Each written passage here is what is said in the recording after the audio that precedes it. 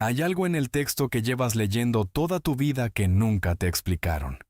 No porque alguien lo haya ocultado, sino porque estaba allí, en la superficie, esperando que alguien se detuviera lo suficiente para verlo. 7 mensajes. 7 momentos en los que el texto dice algo completamente distinto a lo que siempre escuchaste. Y cuando los veas, cuando realmente los veas, no vas a poder leer esas páginas de la misma manera. Hubo una época en la que Tomás era el discípulo al que todos señalaban, el escéptico, el que no creyó, el que necesitó pruebas antes de rendirse a la evidencia. Durante siglos, su nombre se convirtió en sinónimo de duda, y la duda, en ese contexto, sonaba casi como una traición. Pero hay un detalle en el texto que casi nadie menciona. Cuando Jesús anunció que iban a regresar a Judea, la región donde hacía poco habían intentado matarlo a pedradas, fue Tomás quien dijo a los demás discípulos: «Vayamos también nosotros, para morir con él». No dudó entonces, no pidió pruebas entonces. El hombre que la historia recuerda por su escepticismo fue, en ese momento preciso, el único que habló con valentía cuando los demás callaron. ¿Qué cambia en la historia cuando ves eso? Todo. Absolutamente todo. Y eso es solo el comienzo. Lo que vas a leer en los próximos minutos no es una interpretación alternativa, no es teología especulativa, es el texto mismo, el texto que siempre estuvo allí, leído con la atención que se le da a algo que importa de verdad. 7 mensajes que el ruido de los siglos fue cubriendo, capa sobre capa, hasta que se volvieron invisibles. Pero los invisibles no dejan de existir, solo esperan. Antes de llegar al primero de esos mensajes, necesitas conocer a Miriam de Magdala. No la versión que popularizó el arte medieval, con el frasco de perfume y la mirada arrepentida. La mujer real. La que aparece en el texto con un tipo de presencia que, si lo lees despacio, resulta desconcertante para cualquiera que conozca el mundo en el que ella vivió. Magdala era una ciudad portuaria en la orilla occidental del mar de Galilea.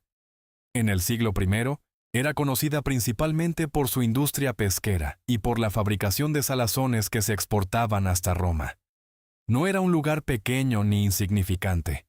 Los arqueólogos que excavaron el sitio entre 2009 y 2013 encontraron una sinagoga del siglo I, adoquines de basalto negro en las calles principales, y evidencia de una economía activa.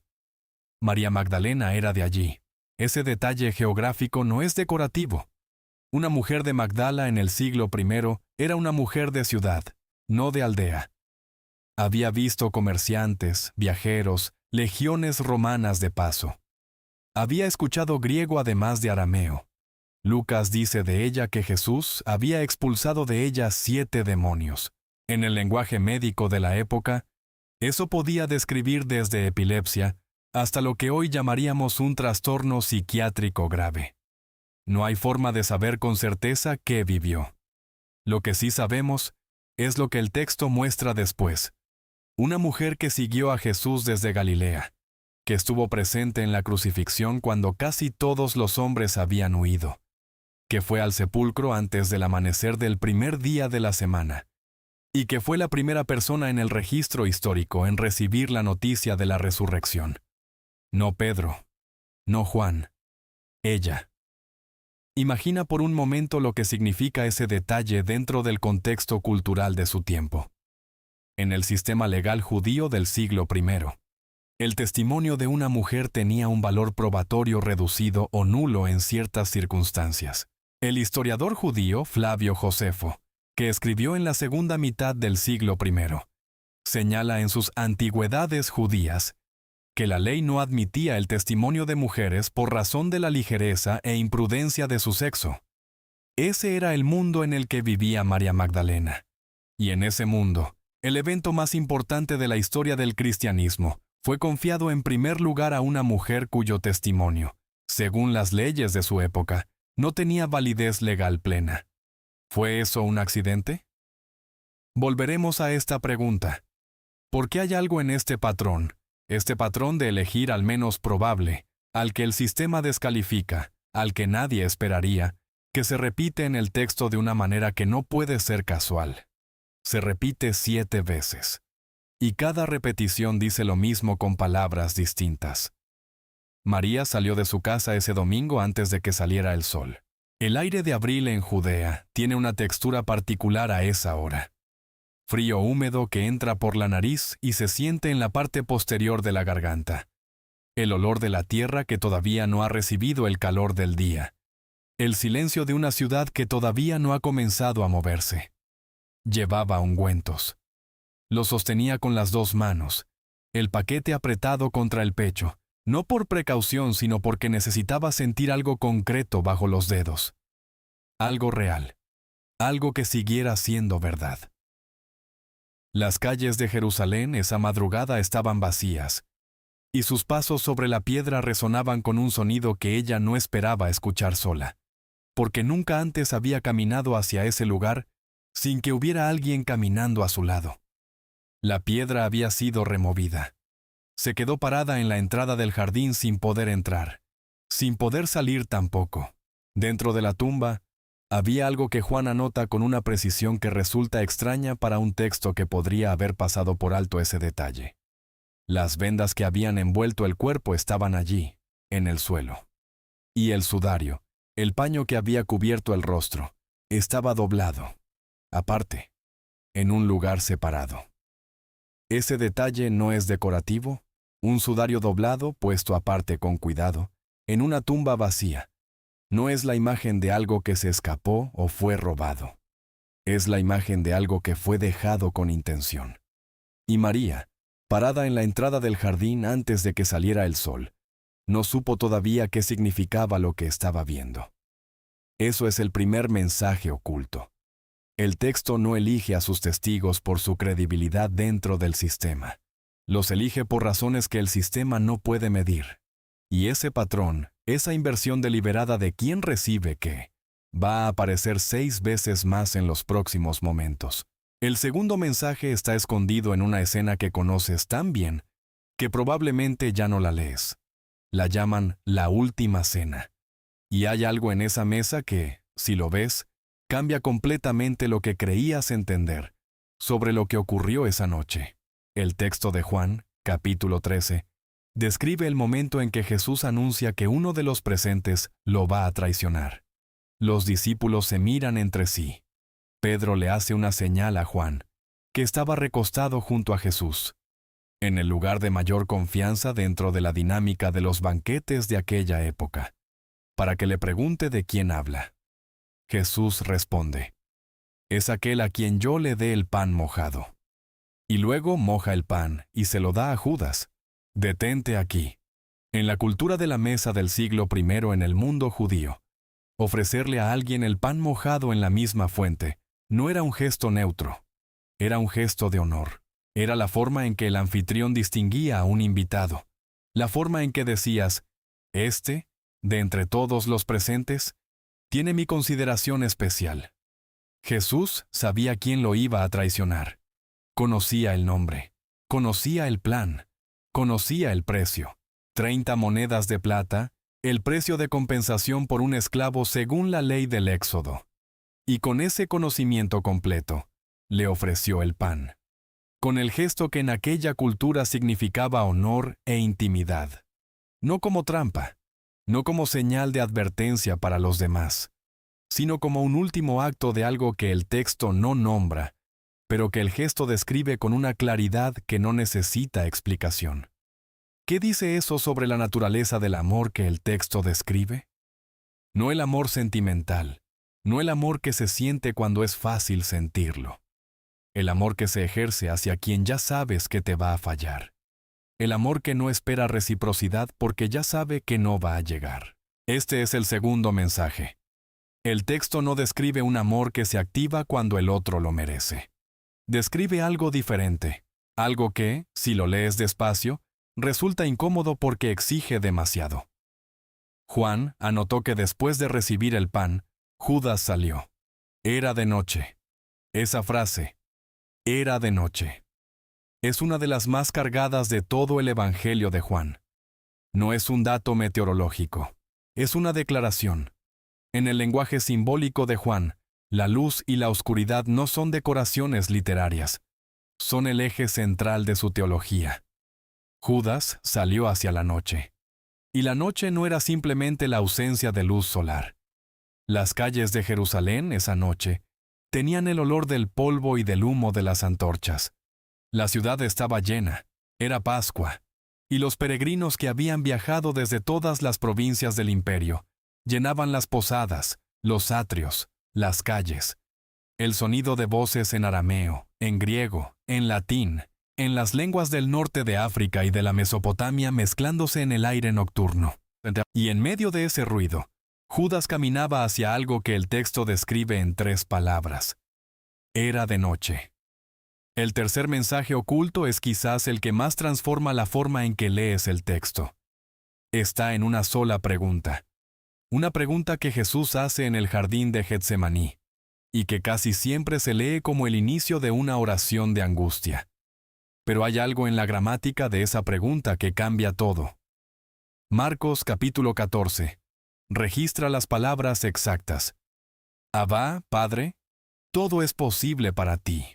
Aparta de mí esta copa, pero no sea lo que yo quiero, sino lo que tú quieras. La palabra Abba es arameo, no hebreo. Arameo, el idioma cotidiano, el idioma de la casa, el idioma que se usaba con los más cercanos. Los estudiosos del Nuevo Testamento señalan que esta es la única vez en los Evangelios que Jesús usa esta palabra directamente en arameo al dirigirse a Dios, y que el término Abba, en el arameo del siglo I, era el vocativo íntimo, el término que usaban los niños con sus padres, no el término formal de respeto, sino el término de la cercanía cotidiana. En el momento de mayor agonía, en el jardín, con el suelo húmedo bajo las rodillas, y el olor de los olivos nocturnos en el aire, y el sonido de los discípulos que deberían estar despiertos pero no lo estaban. La palabra que eligió no fue la del templo, fue la de la casa. Este es el tercer mensaje. La fe del texto no es una fe que se activa en la distancia ceremonial. Es una fe que se ejerce en la intimidad del momento más oscuro, con el nombre más cercano disponible. La diferencia entre Dios y Abba en ese contexto no es teológica, es emocional, y el texto la eligió con precisión. El suelo del jardín de Getsemaní en abril tiene una textura específica. La tierra de los huertos de olivos en Judea es calcárea, blanquecina, con pequeñas piedras que se sienten a través de la ropa cuando te arrodillas. Los olivos de ese jardín, que los arqueólogos y botánicos han estudiado durante décadas, tienen raíces de una antigüedad extraordinaria. Algunos de los árboles actuales en el huerto de Getsemaní tienen más de 2000 años, aunque los expertos debaten si son los mismos del siglo I, o rebrotes de esas raíces antiguas después de que los romanos talaron la arboleda durante el sitio de Jerusalén en el año 70. Lo que no se debate es la geografía. El jardín está en la ladera occidental del Monte de los Olivos, a unos 200 metros al este del río Cedrón, con una vista directa hacia los muros de la ciudad de Jerusalén. Desde allí, esa noche, se podían ver las antorchas que se acercaban. El cuarto mensaje está en una escena que la mayoría de los lectores pasa por alto porque parece un detalle menor en comparación con los eventos que la rodean. Es la historia del joven que aparece fugazmente en Marcos capítulo 14, versículo 51. Dice el texto: le seguía un joven, envuelto en una sábana sobre el cuerpo desnudo, y le prendieron. Mas él, dejando la sábana, huyó desnudo.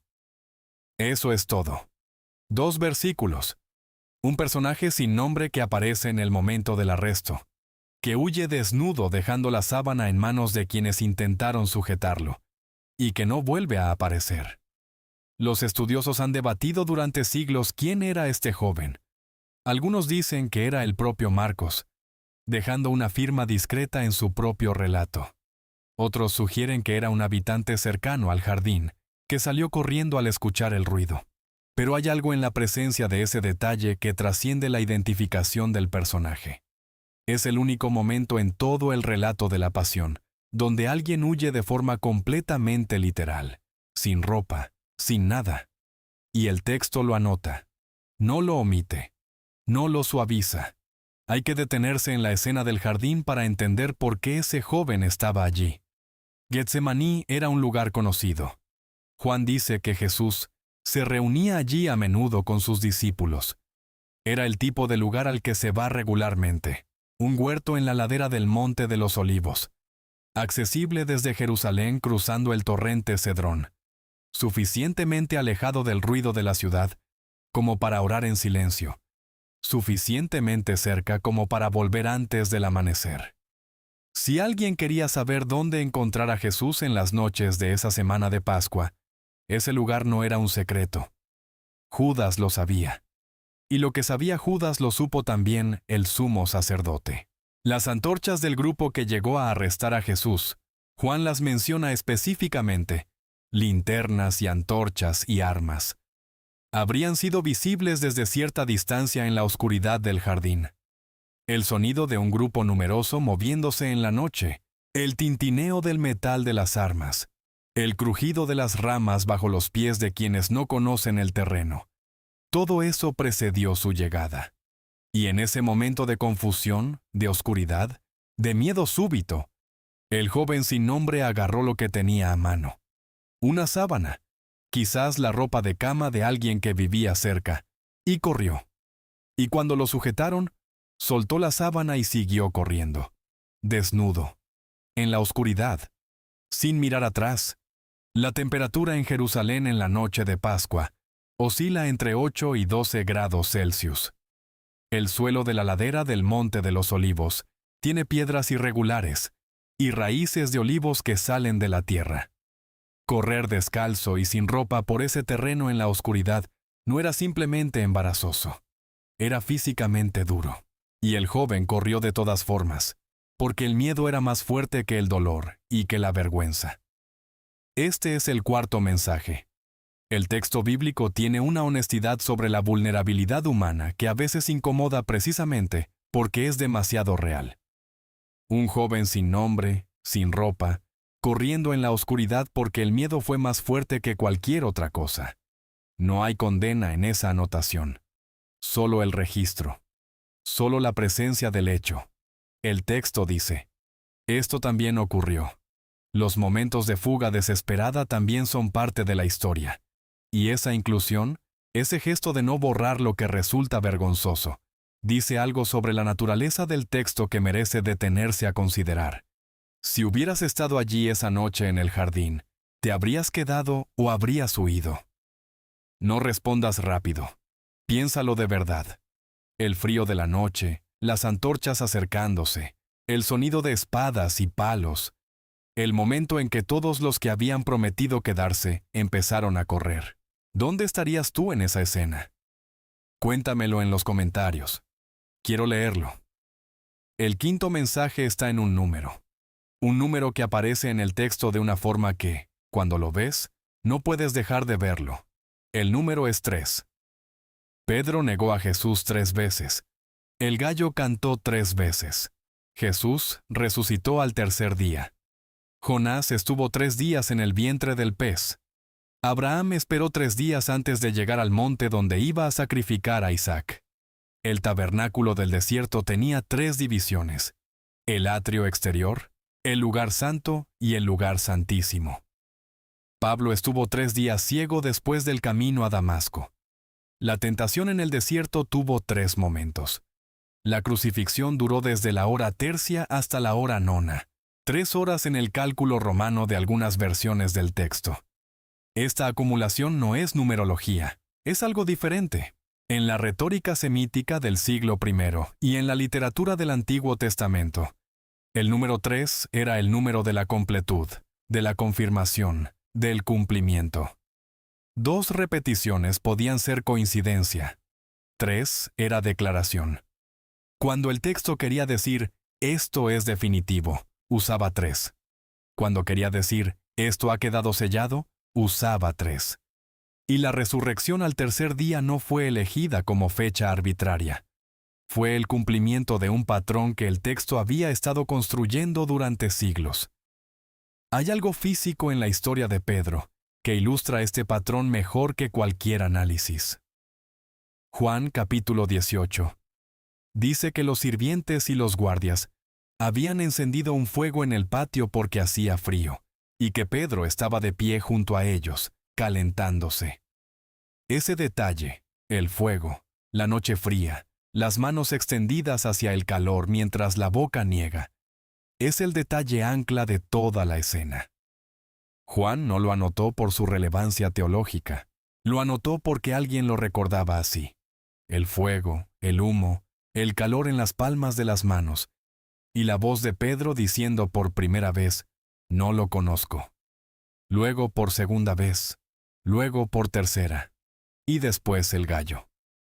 Pero aquí está el quinto mensaje, el que cambia todo lo que creías saber sobre esta historia.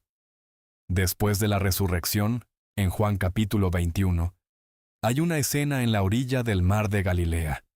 Pedro y algunos discípulos habían pasado la noche pescando sin resultado.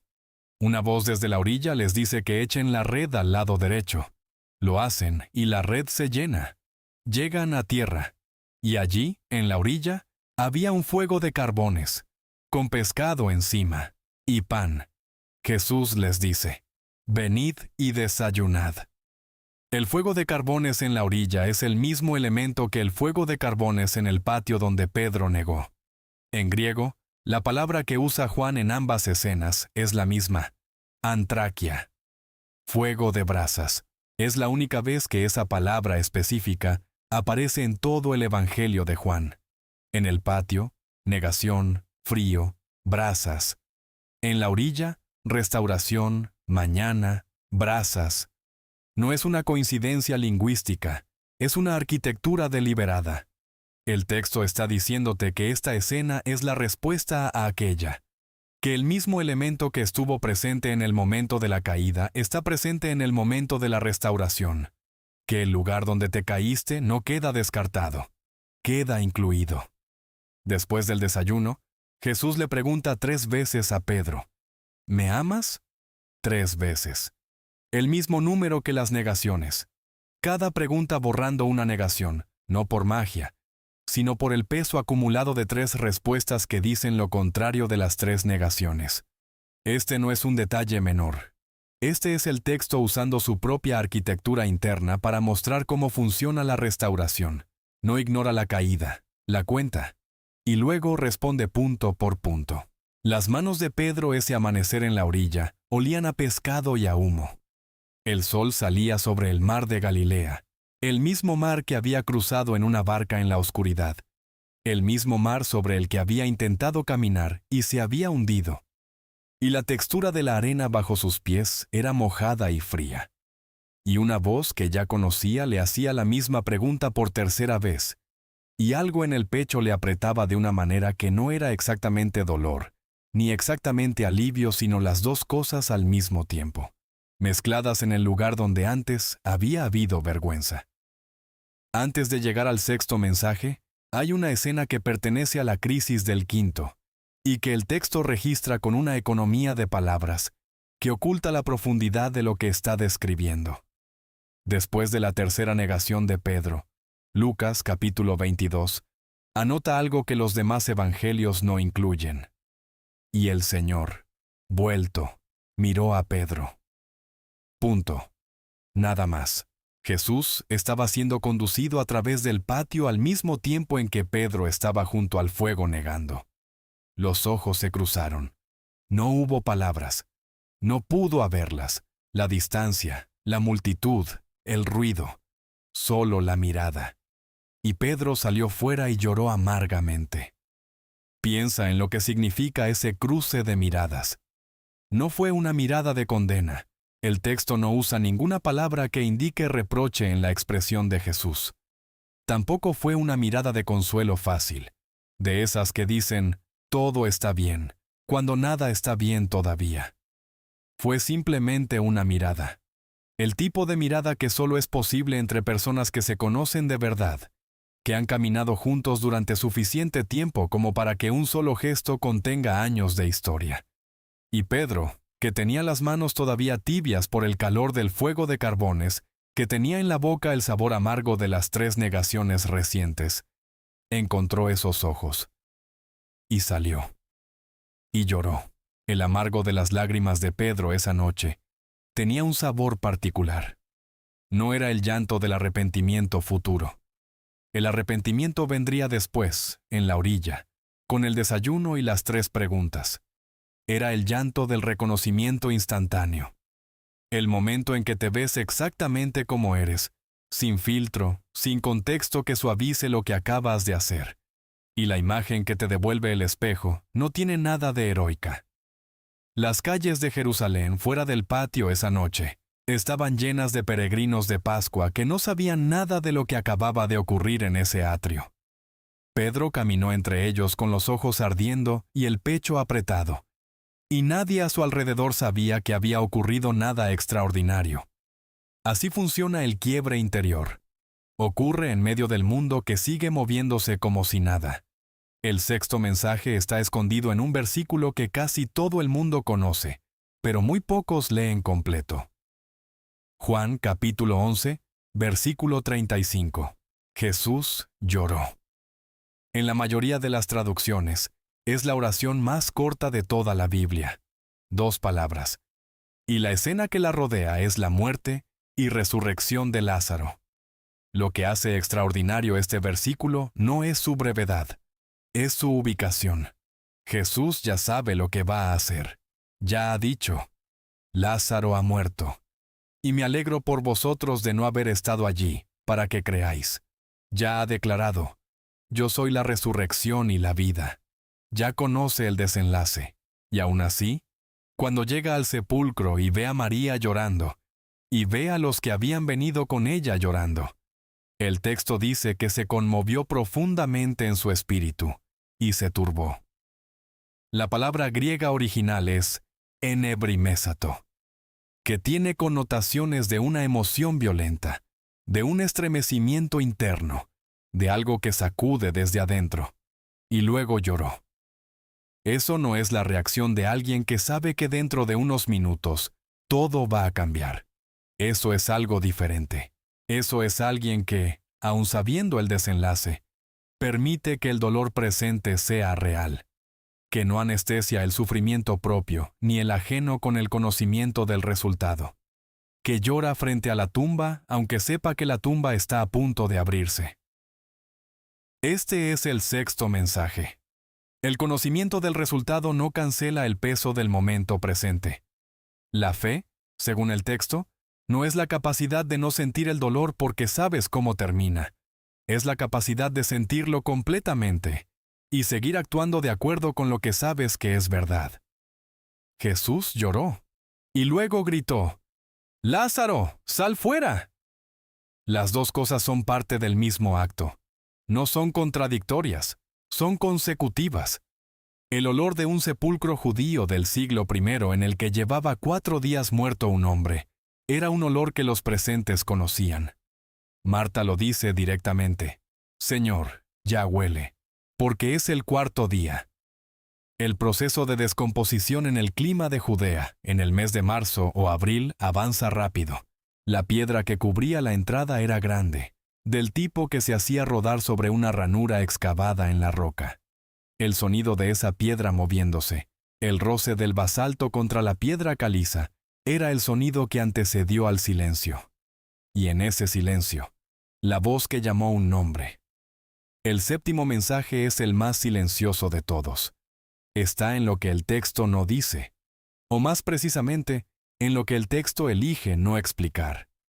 Después de la resurrección, el Evangelio de Lucas describe que Jesús se aparece a 2 discípulos en el camino a Emaús. Caminan juntos durante horas. Jesús explica las Escrituras desde Moisés hasta los profetas, y el texto dice que algo en ellos ardía mientras escuchaban. Sus corazones ardían dentro de ellos, dicen, pero no lo reconocieron en ese momento. Solo cuando llegan a la aldea, cuando se sientan a la mesa y Jesús toma el pan, lo bendice y lo parte. En ese momento exacto sus ojos se abren. Y el texto dice que en ese instante Él desapareció de su vista. No explica cómo desapareció. No describe lo que los discípulos sintieron en ese instante.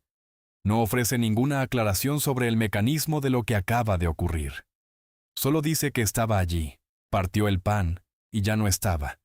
Y luego los dos discípulos se dicen uno al otro: ¿no ardía nuestro corazón cuando nos hablaba en el camino?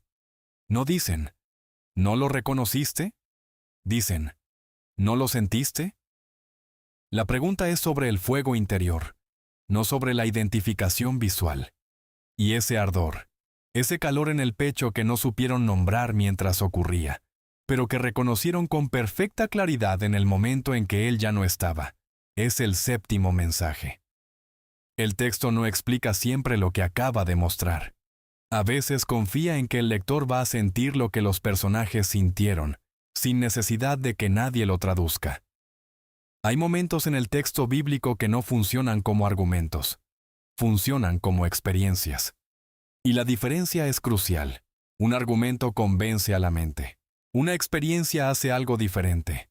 Deja una marca en el lugar donde viven las cosas que no sabes cómo explicar, pero que no puedes dejar de saber. ¿Qué hay en tu vida que arde de esa manera? Que no puedes nombrar mientras ocurre, pero que reconoces con claridad cuando ya pasó? Cuéntamelo en los comentarios. Quiero leerlo. Y aquí está lo que significan estos 7 mensajes juntos, para quien vive en este momento, en este año, con las preguntas que trae este tiempo. Porque los 7 mensajes no son 7 datos bíblicos independientes. Son 7 versiones de la misma idea vista desde ángulos diferentes. Y la idea es esta. El texto bíblico tiene una inteligencia que no funciona del mismo modo que la inteligencia que esperarías de un texto religioso institucional. No protege siempre a los que merecen protección según los criterios del poder. No premia siempre a los más fieles con la visibilidad. No explica siempre lo que muestra. No simplifica la experiencia humana para hacerla más manejable. Lo que hace es algo distinto, y más difícil, y más honesto. El primero, elige como testigos a los que el sistema descalifica. María Magdalena no era el testigo que el sistema legal de su época habría seleccionado. Era el testigo que el texto seleccionó, y esa elección no es casual, es programática. El texto tiene un patrón sistemático de invertir las categorías del poder. Los últimos primeros, los excluidos adentro, los descalificados como testigos principales. Si lees la Biblia buscando confirmación de las jerarquías existentes, el texto te va a decepcionar. Porque no está ahí para confirmar las jerarquías, está ahí para cuestionarlas. El segundo. El amor que describe el texto no es el amor que se activa cuando el otro lo merece. El pan mojado que Jesús le ofreció a Judas es quizás la imagen más desconcertante de todo el Nuevo Testamento, precisamente porque no tiene explicación lógica dentro de ninguna categoría de relaciones humanas normales. Sabes que te van a traicionar, y le ofreces el gesto de honor, no para cambiar lo que va a ocurrir, sino porque eso es lo que eres, independientemente de lo que haga el otro. Si esto es cierto, si esto es lo que el texto quiere decir cuando habla de amor, entonces, el amor del que habla no es una emoción. Es una decisión que se toma antes de que el otro demuestre si la merece o no. El tercero, la fe del texto no es una fe de distancia ceremonial. Abba, en el jardín de Getsemaní, es la fe que se ejerce cuando estás con la cara en el suelo, y el suelo es frío, y las piedras se sienten a través de la ropa, y las antorchas se acercan, y el miedo es completamente real, y no hay nadie despierto cerca. Esa fe, la que usa el nombre más cercano, el nombre de la intimidad cotidiana, no el nombre del altar, es la fe que el texto describe en sus momentos más crudos, no la fe del triunfo, la fe del jardín oscuro. El cuarto, el texto bíblico no borra a los que huyeron. El joven sin nombre que corrió desnudo en la oscuridad está en el texto, está anotado.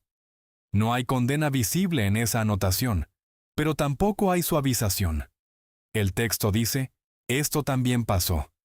Los momentos de fuga desesperada también forman parte de la historia que vale la pena recordar. Y esa honestidad sobre la vulnerabilidad humana, esa negativa a construir una historia donde todos los personajes secundarios son valientes, es parte de lo que hace que el texto resulte creíble cuando dice otras cosas que son más difíciles de creer. El quinto. Las caídas no quedan descartadas, quedan incluidas. El fuego de carbones en la orilla de Galilea responde punto por punto al fuego de carbones en el patio de la negación. No lo ignora. No lo perdona de forma abstracta. Lo cuenta y luego pregunta 3 veces la misma pregunta que necesitaba ser respondida 3 veces. El texto tiene una arquitectura interna de restauración que funciona con la misma precisión con la que funciona su arquitectura de caída. Las dos son igual de exactas. Y eso significa algo sobre cómo el texto entiende la historia de una vida. No como una línea que avanza hacia adelante, sino como un tejido donde los momentos responden a otros momentos, donde el lugar donde caíste es también el lugar donde el texto te busca. El sexto. Saber el desenlace no cancela el peso del momento. Jesús lloró. Sabía que iba a llamar a Lázaro y que Lázaro iba a salir. Y lloró. Porque la fe, según esta imagen, no es una anestesia. No te vacuna contra el dolor presente con el conocimiento del resultado futuro. Te permite sentir el dolor presente completamente, sin negarlo, y seguir moviéndote en la dirección que sabes que es verdad. El llanto y el milagro son consecutivos, no contradictorios. Y esa secuencia, sentir primero, actuar después, sin que el sentir cancele el actuar, es uno de los patrones más consistentes en el texto bíblico, cuando describe a sus personajes en sus mejores momentos. Y el séptimo. Hay cosas que el texto no explica, las deja.